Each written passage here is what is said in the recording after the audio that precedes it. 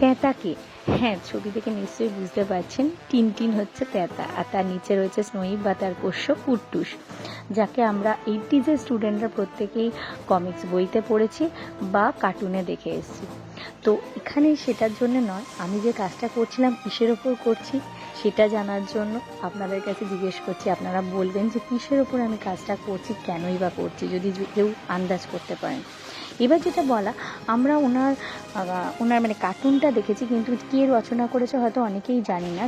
দ্বিতীয় বিশ্বযুদ্ধের পর জর্জ রোমি 1907 সালে প্রথম এটা রচনা করেন এবং প্রকাশিত হয় 1929 সালে প্রথম সেটা প্রকাশ হয় এই কমিক্স আকারে। এবং এই কমিক স্ট্রিপটা আরও পরবর্তীকালে কার্টুন আকারে আমরা টিভিতে দেখতে পাই। তখন কেবল লাইন ছিল না, কিন্তু এইটা কার্টুন আকারে আমরা পেয়েছি, দেখেছি।